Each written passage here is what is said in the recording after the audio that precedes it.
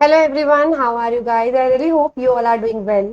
तो आज हम लोग करने वाले हैं सेकंड पेपर का रीजनिंग सेशन। आरआरबी एनटीपीसी की जो प्रीवियस ईयर एग्जाम्स थे 2016-17 से हमने स्टार्ट किया है, तो उसी में जो हमारे सेकंड पेपर था 8 दिसंबर की हम लोग शिफ्ट आज सॉल्व करने वाले हैं। और उसमें भी कौन सा सेशन हम सॉल्व करने वाले हैं?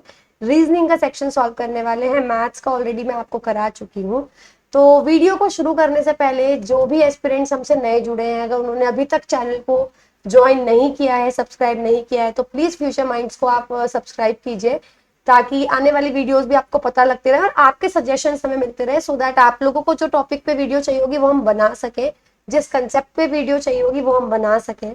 चलिए बात करते हैं रीजनिंग के सेक्शन में कितने क्वेश्चंस आए थे। रीजनिंग के सेक्शन में जो आपको क्वेश्चंस आपको मिले थे वो थे 29। तो वैसे तो 30 क्वेश्चंस होने चाहिए, लेकिन 30 नहीं थे, 29 क्वेश्चंस थे। गाइस एक सेकेंड वेट करते हैं। चलिए सबसे पहला क्वेश्चन देखते हैं। ऑल्दो ये इंग्लिश का क्वेश्चन है, बट इसमें इंग्लिश नहीं आती, तो इंग्लिश और आप कह सकते हो बॉर्डर लाइन इंग्लिश को इन्होंने रीजनिंग में मिला रखा है। Rearrange the following jumbled sentences to make up meaningful one. सार्थक बनाने के लिए ये सेंटेंसेस दे रखे हैं, इनको अव्यवस्थित वाक्यों को पुनः व्यवस्थित करना है। सबसे पहला, weather conditions across a vast geographic the climate of India the scale and very topography comprises of a wide range of. देखो अपने इसमें गट फीलिंग पे जाना है। हम बेसिकली अगर सेंटेंस बनाने की कोशिश करते हैं तो द क्लाइमेट, अगर मैं देखूं भी, अगर सेंटेंस शुरू होना चाहिए वो एस से शुरू हो सकता है। The climate of India comprises of a wide range of, oh sorry P ये क्यू है, तो क्यू से शुरू हो सकता है। The climate of India comprises of a wide range of, Q के बाद एस आएगा, राइट? तो क्यू के बाद एस एक ही उसमें, अब कुछ नहीं करना है। देखो दो तीन ऑप्शंस होते हैं इन वालों को सॉल्व करने के लिए, और जो मैं ट्रिक बताने वाली हूँ इंग्लिश में भी हेल्प करेगी। अगर आप प्रॉपर सेंटेंस नहीं बना पा रहे हो तो कुछ नहीं करना, ऑप्शन वाला सेंटेंस पढ़ के देखना शुरू करो। उससे पहले एस, comprises of a wide range of, फिर आर, स्केल एंड वेरी टोपोग्राफी। तो कंप्राइजेस ऑफ से सेंटेंस शुरू नहीं हो सकता, खत्म। पी से शुरू कर रही हूँ। Weather conditions across a vast geographic the climate of India, P के बाद क्यू, ये कोई सेंस नहीं बैठ रही। मतलब इस तरीके से आप देख सकते हो, अगर आपको नहीं समझ में आ रहा सिर्फ ये पी क्यू आर एस देखकर तो। नेक्स्ट, सोल्जर्स के ग्रुप को आर्मी बोलते हैं, तो म्यूजिशियंस के ग्रुप को, अब ऐसे में मैं देखो, अब मैं आपको बिल्कुल सेम वो अप्रोच ले रही हूँ जो अगर मैं एग्जाम सॉल्व करने बैठी होती तो मैं लेती, तो मैं क्वेश्चन नहीं पढ़ती ऊपर के लिए, ठीक है? क्योंकि अगर मान लो ऐसा होता कि अपोजिट है, सोल्जर्स के कुछ ग्रुप का अपोजिट दे रखा है, तो वो पता लग जाता मुझे यहीं से। तो सोल्जर्स के ग्रुप को आर्मी बोलते हैं, तो म्यूजिशियंस के ग्रुप को क्या बोलते हैं? बैंड बोलते हैं। ध्यान रखेंगे। नेक्स्ट, राम सेड, राम ने क्या कहा? ये हमेशा अपने घर वालों पे लेके जाना होता है अगर अच्छे से समझना है। Sita is my paternal great grand father, paternal का मतलब पापा की साइड, ग्रैंड फादर मतलब दादाजी, अब ग्रेट का मतलब दादाजी के भी पापा, तो दादाजी के भी पापा के केवल लड़के मतलब मेरे दादाजी। दादाजी की ओनली डॉटर इन लॉ, दादाजी की केवल डॉटर इन लॉ कौन होगी? दादाजी की बहू, राइट? तो दादाजी के बेटे यानी मेरे पापा, मेरे पापा की बहू यानी मेरी मम्मी। तो जो सीता है वो राम से कैसे रिलेटेड है? कैसे रिलेटेड है? मदर हो गई ना वो, सिंपल। नेक्स्ट क्वेश्चन की बात करते हैं।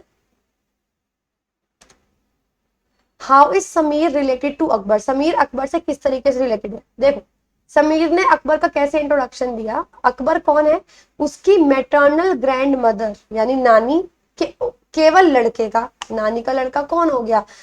मामा, मामा का बेटा है, तो मामा का बेटा कौन होगा? कजन होगा, राइट? चलिए next, given below is a statement followed by some conclusion. तो बेसिकली स्टेटमेंट है और फिर कंक्लूजन है, आपको बताना है इनमें से कौन सी चीज फॉलो कर रही है। यानी आपको एक कथन दे रखा है, उसके बाद उसके निष्कर्ष दे रखे हैं, आपको ये बताना है कि बताओ कौन से कंक्लूजन्स, कौन से निष्कर्ष ऐसे हैं जो आप इस स्टेटमेंट से निकाल सकते हो। चलिए बात करते हैं सबसे पहले क्वेश्चन स्टेटमेंट की। According to a recent health survey, एक स्वास्थ्य सर्वेक्षण के अनुसार, people who exercise for at least half an hour every day, जो आधे घंटे के लिए भी डेली एक्सरसाइज करते हैं, उन्हें कम बीमारियां लगती हैं। तो सबसे पहला, moderate exercise is essential to lead a healthy life.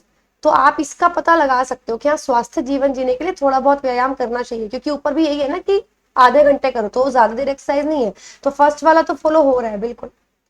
Everyone with no exercise on their routine suffer from lifestyle disease. अगर हर कोई जो एक्सरसाइज नहीं कर रहा, उन वो बीमारियां जो है उनको लगेंगी। ये जरूरी नहीं है, बहुत लोगों की बॉडी ऐसी होती है एक्सरसाइज नहीं करते, बट ऐसा नहीं है कि उनको बीमारी होंगे। तो only conclusion one follows. Next, choose the one which is different और ऑड फ्रॉम द फॉलोइंग। इनमें से बताना है कौन सा ऑड है, भिन्न है, विषम है। नाइट, रूक, बाइशॉप या फिर पॉन। वो ये बोल रहे हैं इनमें से कौन सा बिल्कुल डिफरेंट है। नाइट हो गया, क्षत्रिय, रूक, बाइशॉप, मतलब ये सारे वो हो गए जो आप कह सकते हो मेन चेस में जो मेन आपके किरदार होते हैं। लेकिन पॉन क्या है, एक सोल्जर है, सिपाही है, तो उनका कोई प्रॉपरली डेजिग्नेशन नहीं होती। तो यही आपका ऑड वन आउट है। वापस से स्टेटमेंट कंक्लूजन आ गया है। In some tier 2 cities in India, भारत के कुछ टियर 2 शहरों में transportation is one of the major problems. परिवहन प्रमुख समस्याओं में से एक है। ओके, तो ये हो गई आपकी कह सकते हैं स्टेटमेंट, कथन कि जो टियर 2 सिटीज हैं उनमें परिवहन की प्रॉब्लम है। All tier 2 cities are not well connected. जितनी भी निष्कर्ष क्या निकला कि जितनी भी टियर 2 सिटीज है वो आपस में कनेक्टेड नहीं है। तो इसका कोई लिंक नहीं है पहली बात तो पहले वाले से, क्योंकि ट्रांसपोर्टेशन क्या है, अंदर कितना ट्रांसपोर्टेशन है सिटी के अंदर अंदर, तो ये तो नहीं है। Lack of transportation facilities is the only problem in Indian metros. भारतीय महानगरों में परिवहन सुविधाओं की कमी एकमात्र समस्या है, मतलब और कोई प्रॉब्लम ही नहीं है। ना तो ये फॉलो कर रहा है, तो neither of them follows. Next, वापस से आ गया। All rats are hills.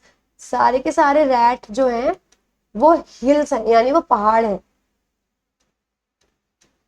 All hills are river. जितने भी हिल्स है वो रिवर है। सबसे पहले सम रिवर्स आर रैट, कुछ रिवर रैट है, पहले वाला ठीक है। No river is a hill, कोई भी रिवर हिल नहीं है, गलत, कुछ रिवर तो हिल है। ऑल हिल्स आर रैट्स, जितने भी हिल्स हैं सारे के सारे रैट है, नहीं। No river is a rat, पहली बात तो option A is the correct answer, बाकी देखने की नीड नहीं है क्योंकि इन चारों में से एक ऑप्शन होना है। तो नेक्स्ट, मदर का जो कोड है वो JRQ। ओके, तो देखो M हो गया 13, 15, 20, 8, 5 और 18। जे हो गया 10, 18, 17, 11, 2 और 21। तो -3 + 3 -3 + 3 -3 + 3, तो -3 से शुरू करना है, बाद में +3 पे। तो P हो गया आपका 16 - 3 13, यानी M। अब देखो MRMUMF, अगला हो गया R, तो R वाला तो आ ही नहीं सकता ना, +3 भी करोगे तो option C is the correct answer, simple. Next, अगर A1 है उसका नंबर 1 होता है और 34 है तो O हो गया 15, R हो गया, A हो गया 1 और R हो गया 18। तो 8 और 5 31 34 इनका सम ही आएगा। रोर की वैल्यू निकालो तो बस सबकी वैल्यूज ऐड करनी है, सिंपल।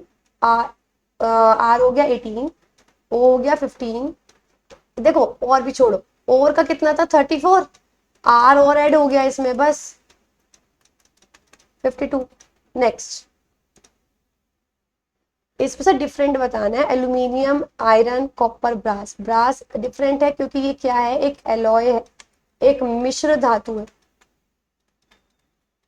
ठीक है। जिंक और कॉपर से मिलकर बनती है, तो इसमें 2 मेटल्स हैं, 2 धातु हैं, बाकी सब प्रॉपर क्या थे, मेटल्स थे, धातु थी। चलिए, ये मैंने आपको बता रखा है, ज्यादातर आंसर इसका C और D में से होगा, लेकिन फिर भी सॉल्व करते वक्त मैं टाइम वेस्ट नहीं करती। इतने में 17 लिखा, इतने मुझे पता लग गया प्लस का मतलब मल्टीप्लाई है, मल्टीप्लाई का मतलब प्लस है, डिवाइड का मतलब हो गया आपका माइनस। चलिए, ये आ गया 102 + 13 - 8, ये हो गया 5, 107 is the correct answer. Okay, ये क्वेश्चन बढ़िया क्वेश्चन होता है, मुझे अच्छा लगता है। How many persons like reading, मैं कुछ नहीं देखती फिगर में। जैसे रीडिंग के लिए बोला, रीडिंग है ट्रायंगल, तो ट्रायंगल वाले सबको ऐड करना है। 43, 31, 12, 28, 12, 44, इन सबको ऐड करना है, सिंपल सा आंसर आपका आ जाएगा। चलिए, तो करते हैं। तो 43 और 31 हो गया 74, और 12 हो गया, 12 और 12 14, 14 हो गया 88। अब 28 और 48, 28 और 44 बच रहा है, तो ये हो जाएगा 8 और 8 16 और 4 20, तो एक में ही आ रहा है 170। Next, how many persons like trekking and reading. मैं ऐसे क्वेश्चन में डेस्कटॉप पे हाथ रख लेती थी और तब उसको सॉल्व करती थी। देखो इन्होंने बोला कि कितने लोग ऐसे हैं जो ट्रैकिंग और रीडिंग को लाइक करते हैं, तो ट्रैकिंग हो गया सर्कल, ये स्क्वायर, और रीडिंग यानी आपको वो एरिया देखना है जो कि ट्रायंगल और स्क्वायर में कॉमन है, ये रहा। बट नॉट साइकिलिंग, अब आपको वो हटा देना है जो साइकिलिंग में आ रहा है, इसको हटा दो। तो कितने आ रहे हैं ऐसे, आपको पता लग जाएगा आंसर, आपका आ गया आंसर 28। तो मतलब अगर आप सिर्फ हाथ लगा के भी देखोगे ना, आपको क्वेश्चन का आंसर पता लग जाएगा। How many person like reading and cycling, यानी ट्रायंगल और सर्कल, ट्रायंगल और सर्कल में कॉमन ये एरिया है, ऐसे कितने लोग हैं, ये इतने लोग हैं। But they don't like trekking, उनको ट्रैकिंग नहीं पसंद, तो ये बिल्कुल हट जाएगा। तो कितने आ गए, 31 लोग ऐसे हैं जिनको दोनों पसंद है, सिंपल। नेक्स्ट देखो फिर से statement conclusion, success can not be achieved without hard work, अगर आपको बिना परिश्रम के सफलता नहीं मिलती, ये हो गया कथन आपका स्टेटमेंट। अब हम बात करते हैं क्या बोलते हैं इसकी कंक्लूजन्स की। तो अब इन्होंने क्या बोला, every hard working person is successful, जितने भी हार्ड वर्किंग पर्सन है सक्सेसफुल हो, जरूरी नहीं है, क्या पता आप हार्ड वर्क कर रहे हो पर गलत डायरेक्शन में।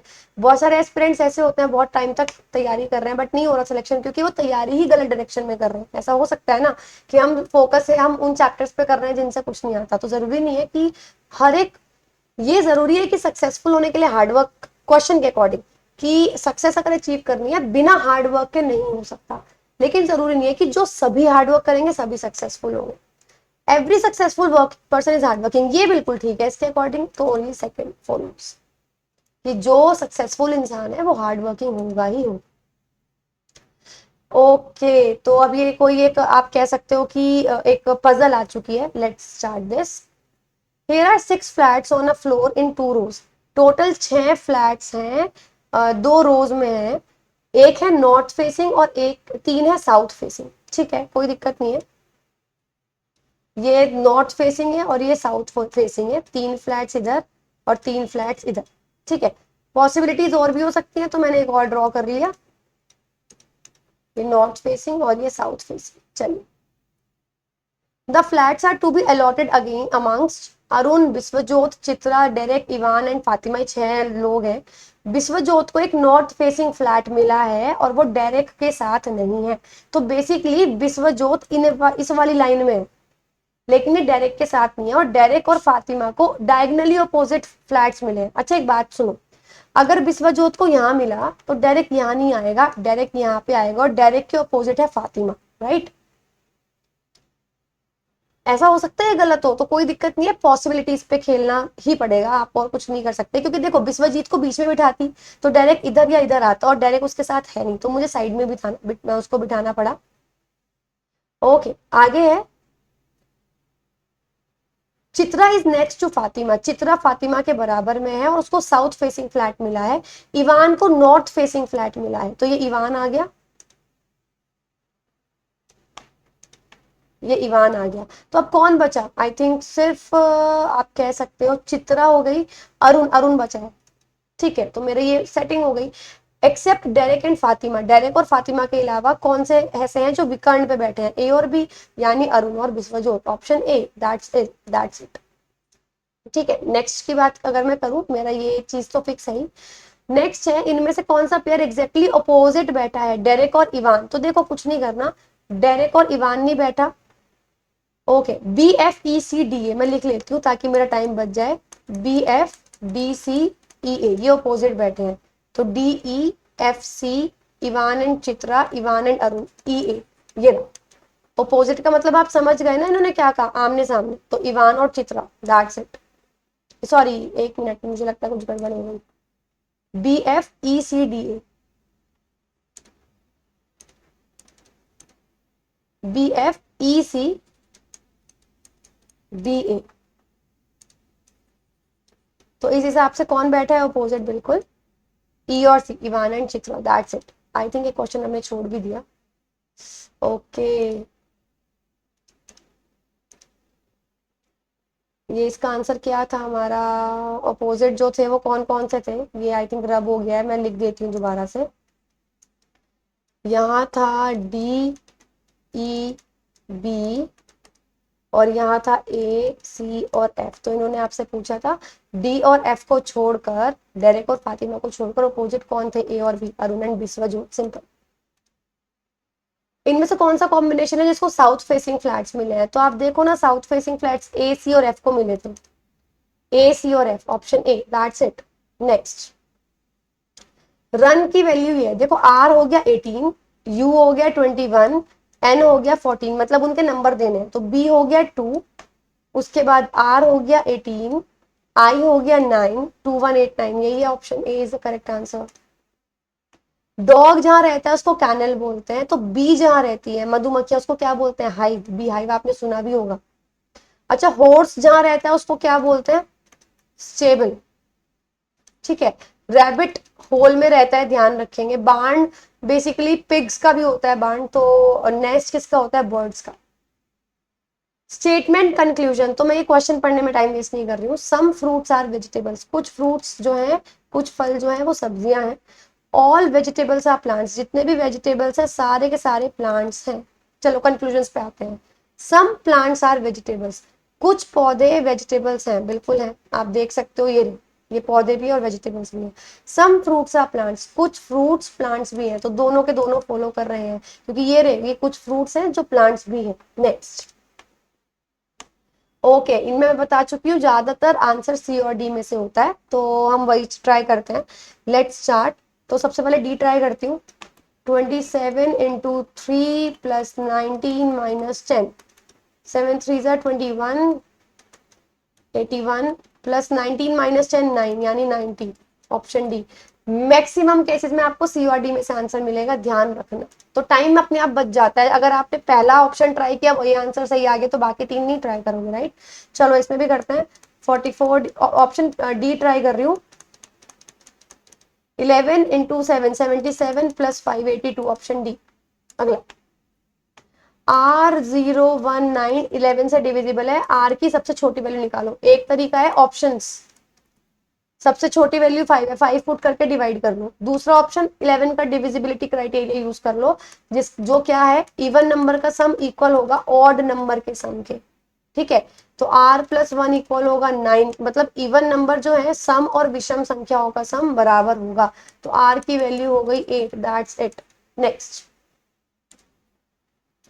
मालिनी सेड, अब फिर से फैमिली पे आ गया। मालिनी ने रोहित को क्या किया, रोहित कौन है, मेरी मैटरनल आंट, मैटरनल आंट का मतलब मम्मी की साइड की आंट यानी मौसी, मौसी की मम्मी हो गई नानी, नानी का केवल लड़का कौन हो गया, मामा, मामा का बेटा कौन हो गया, कजन। तो मालिनी कौन है, उसकी कजन है, राइट। कजन ही लेंगे, सिस्टर नहीं लेंगे, क्योंकि सिस्टर ब्लड रिलेटेड जो है उसको सिस्टर ब्रदर बोलेंगे। अगर कोई भी है, चाचा, ताऊ, बुआ, जिनका भी अगर बेटा या बेटी होगी, कजन हम नाम देते हैं। नेक्स्ट, चलिए 36 माइनस की जगह लिखना है डिवाइड, प्लस की जगह लिखना है मल्टीप्लाई, मल्टीप्लाई की जगह लिखना है प्लस। तो ये जगह 9, 9 7 जा 63 प्लस 8 71, MNEVNM, मतलब मैं क्या कर रही हूँ आप देख सकते हो, 13 14, E5 है तो V22 है, तो मतलब वो +1 -1 तो है नहीं, बट अपोजिट मुझे दिख रहा है। तो P का अपोजिट कौन है, K, R का IR, तो KIL। अब मुझे चौथे वर्ड से पता लग जाएगा आंसर क्या है, F का क्या है, U है, तो option B is the correct answer. Next, tennis court में खेला जाता है, तो आपसे क्या पूछ रहा है, आपसे पूछ रहा है बॉक्सिंग, बॉक्सिंग कहाँ पे खेली जाएगी, रिंग में। नेक्स्ट, तो गाइज ये थे आपके 29 questions that pertain to reasoning section, जो रीजनिंग सेक्शन से बिलोंग करते थे। अगर आपको किसी भी कंसेप्ट पे वीडियो चाहिए तो प्लीज मैसेज अस ऑन और comment us on our video. Otherwise you can also join Telegram channel of future minds. आप फ्यूचर माइंड सर्च करेंगे, आपको टेलीग्राम पर चैनल मिल जाएगा, जिसपे आपको सारी पीडीएफ, ये सारे क्वेश्चंस आपको मिल जाएंगे, ताकि आप घर पे भी इनको सॉल्व कर सकें और अपना टाइम जो है वो देख सकें, आप कितने टाइम में क्वेश्चन सॉल्व कर रहे हैं। अगर आपको किसी भी कंसेप्ट पे कोई भी वीडियो चाहिए तो please comment us on the video, so that we can make a video for you guys on that particular topic. So आज के लिए इतना ही, हम लोग मिलेंगे नेक्स्ट वीडियो में, तब तक के लिए have a good day and good bye.